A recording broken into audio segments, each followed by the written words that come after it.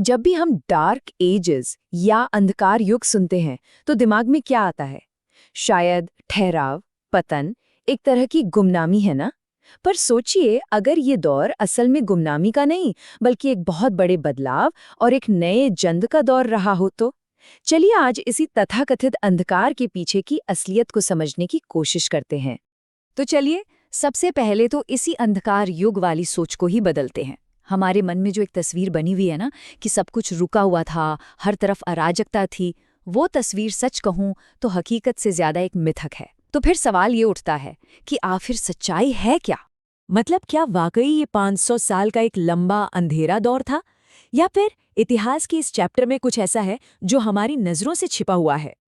और यहीं पर इस पूरी बातचीत का सबसे जरूरी आइडिया सामने आता है। ये गुमनामी का दौर था ही नहीं, असल में ये एक बहुत बड़े बदलाव और नए हालात में ढलने का समय था। इसे खालीपन की तरह मत देखिए। ये वो दौर था जब यूरोप सच में खुद को एक नए सिरे से बना रहा था। तो ठीक है, हम किस समय की बात कर रहे हैं? ये है 5वीं से 10वीं शताब्दी का दौर। मतलब जब पश्चिमी रोमन साम्राज्य का पतन हुआ, वहां से लेकर जब तक कि हाई मिडिल एजेस शुरू नहीं हो गए, उसके बीच का एक लंबा लंबा ट्रांजिशन पीरियड। और हमारी कहानी की शुरुआत भी यहीं से होती है। तो कहानी शुरू होती है उस वक्त से जब रोम की दुनिया का अंत हो रहा था। चलिए देखते हैं कि ये सब हुआ कैसे। कहते हैं ना, रोम एक दिन में नहीं बना था। खैर, वो एक दिन में गिरा भी नहीं, ये एक बहुत लंबी प्रक्रिया थी। सोचिए, 410 ईस्वी में जब रोम को लूटा गया तो पूरी दुनिया हैरान रह गई। ये एक झटका था कि अरे, ये साम्राज्य तो अजेय नहीं है। और फिर 476 आते आते पश्चिमी रोमन सम्राट का पद ही खत्म हो गया, इतिहास का हिस्सा बन गया। तो इस पतन का नतीजा क्या निकला? नतीजा था बिखराव। वो एक विशाल सेंट्रलाइज्ड रोमन साम्राज्य अब नहीं था। उसकी जगह ले ली थी दर्जनों छोटे छोटे जर्मेनिक राज्यों ने। जो शहर कभी शानो शौकत वाले हुआ करते थे, वो अब सिकुड़ने लगे। और वो शानदार रोमन सड़कें रख रखाव के बिना वो भी धीरे धीरे खत्म होने लगी। और यहाँ पर एक बहुत दिलचस्प बात देखने को मिलती है। जो नए राज्य बने वो भी दो तरह के थे। एक तरफ थे गोथ और वैंडल जैसे लोग, जो हमेशा एक जगह से दूसरी जगह घूमते रहते थे। तो जाहिर है उनके राज्य ज्यादा टिक नहीं पाए। लेकिन दूसरी तरफ थे फ्रैंक और सैक्सन। इन्होंने एक जगह बसकर अपनी जड़ें जमाई, और इन्होंने ही उन राज्यों की नींव रखी जो आगे चलकर यूरोप की बड़ी ताकतें बने। और फिर कहानी में आता है एक बहुत बड़ा टर्निंग पॉइंट। लगभग 496 ईस्वी में फ्रैंकिश राजा क्लोविस ने कैथोलिक ईसाई धर्म अपना लिया। अब ये सिर्फ एक धार्मिक फैसला नहीं था, बिल्कुल नहीं। ये एक बहुत ही स्मार्ट पॉलिटिकल मूव था। ऐसा करके उसने न सिर्फ अपने लोगों को एक किया, बल्कि यूरोप की उस वक्त की सबसे ताकतवर संस्था यानी रोमन चर्च को अपना दोस्त बना लिया। और कह सकते हैं कि यहीं से भविष्य के फ्रांस की कहानी की असल शुरुआत होती है। तो एक तरफ जहां पुराने पॉलिटिकल सिस्टम टूट रहे थे, वहीं कुछ ऐसी संस्थाएं भी थीं जो इस अराजकता में एक उम्मीद की किरण की तरह थी। चलिए जरा उन पर भी एक नजर डालते हैं। इस उथल-पुथल के बीच जो मठ थे, वो सच में स्थिरता के एक द्वीप की तरह थे। ईसाई चर्च एक ऐसी ताकत बन गया जो सबको जोड़ रहा था। और इन मठों के अंदर जो भिक्षु थे, वो बहुत ही खामोशी से एक अनमोल काम कर रहे थे। वो पुराने ग्रीक और रोमन ग्रंथों की नकल करके उन्हें आने वाली पीढ़ियों के लिए बचा रहे थे। और हाँ, ये मत सोचिएगा कि मठों में सिर्फ किताबें ही होती थीं। अरे नहीं, वो तो अपने आप में एक इकोनॉमिक इंजन थे। वहाँ खेती होती थी, बियर बनती थी। वो उस दौर की लोकल इकोनॉमी की रीढ़ की हड्डी थे। एक तरह से कह सकते हैं कि वो उस जमाने के कम्युनिटी सेंटर्स थे। अब कहानी में एंट्री होती है एक ऐसे महान शासक की जिसने इस बिखरे हुए यूरोप को एक बार फिर से जोड़ने का सपना देखा।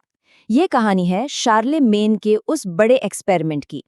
तो ये जो कैरोलिंजियन राजवंश था, इसका उदय 3 पीढ़ियों में हुआ। देखिए, पहले चार्ल्स मार्टेल, जिसे द हैमर भी कहते थे, उसने अपनी फौजी ताकत दिखाई। फिर 751 में उसके बेटे पिपिन द शॉर्ट को पोप का आशीर्वाद मिला और वो राजा बन गया। और फिर 768 में विरासत मिली शार्लमेन को, जिसने इस नींव पर एक बहुत बड़ा साम्राज्य खड़ा कर दिया।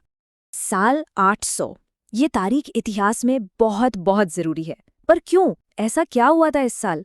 क्योंकि इसी साल क्रिसमस के दिन एक ऐसी घटना हुई जिसने यूरोप की तकदीर बदल दी। पोप लियो III ने शार्लमेन को रोमनों का सम्राट का ताज पहना दिया। सोचिए, 300 से भी ज्यादा सालों में पहली बार वेस्ट में कोई सम्राट बना था। ये एक ऐसा लम्हा था जब रोमन, ईसाई और जर्मनिक परंपराएं एक साथ आ गईं।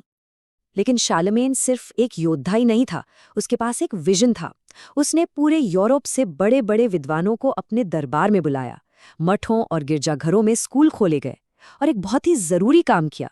उसने एक नई साफ सुथरी लिखाई को बढ़ावा दिया, जिसे कैरोलिनियन मिनिस्ट्रूल कहते हैं। इससे क्या हुआ?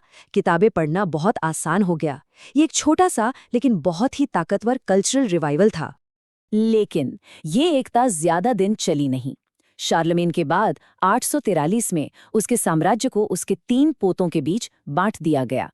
इसे वर्दन की संधि कहते हैं, और ये बंटवारा इतिहास के लिए बहुत जरूरी है, क्योंकि इसी से आज के फ्रांस, जर्मनी और इटली जैसे देशों की शुरुआती सीमाएं तय हुईं। और जैसे ही शार्लमेन का साम्राज्य टूटा, ये बाहरी हमलावरों के लिए एक आसान शिकार बन गया। उत्तर से वाइकिंग्स ने हमले किए, पूर्व से मगियार ने।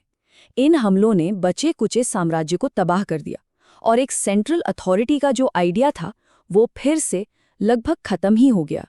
लेकिन कहते हैं ना, हर अंत में एक नई शुरुआत छिपी होती है। तो इसी तबाही की राख से एक नए यूरोप का जन्म हो रहा था। चलिए अब देखते हैं कि इस उथल-पुथल के दौर से एक नई शुरुआत कैसे हुई। तो इसी मुश्किल समय में जमीन पर कुछ बहुत जरूरी बदलाव हो रहे थे। ये कोई बड़ी बड़ी राजनीतिक चीजें नहीं थी, बल्कि छोटे छोटे लेकिन असरदार बदलाव थे। जैसे खेती में नई टेक्नोलॉजी आई, भारी हल का इस्तेमाल शुरू हुआ, जिससे खाने का प्रोडक्शन बढ़ गया। और देखिए, लॉजिक सिंपल है, ज्यादा खाना मतलब ज्यादा आबादी, और ज्यादा आबादी का मतलब है कि समाज धीरे धीरे फिर से स्थिर हो रहा था। और ये बात समझना बहुत जरूरी है। हम जिसे आगे चलकर मिडीवल सिविलाइजेशन कहते हैं, जिसमें राजशाही थी, शूरवीर थे, यहाँ तक कि यूनिवर्सिटीज का आइडिया था, इन सब की नींव इसी मुश्किल दौर में रखी जा रही थी। इन सब की जड़ें इसी तथाकथित अंधकार युग की मिट्टी में थीं। तो आखिर में हम ये कह सकते हैं कि उस वक्त की जो मुश्किलें थीं, जो चुनौतियां थीं, उन्हीं ने यूरोप को नए तरीके से सोचने पर, कुछ नया करने पर मजबूर किया। ये वो समय था जब यूरोप ने खुद को एक तरह से रीइन्वेंट किया। तो ये पूरी कहानी हमें एक बड़े सवाल पर लाकर छोड़ देती है। क्या कभी-कभी कुछ नया और बेहतर बनाने के लिए पुरानी चीजों का टूटना जरूरी होता है? शायद इतिहास हमें बार बार यही सिखाता है कि विनाश और निर्माण का ये चक्र, ये हमेशा चलता ही रहता है।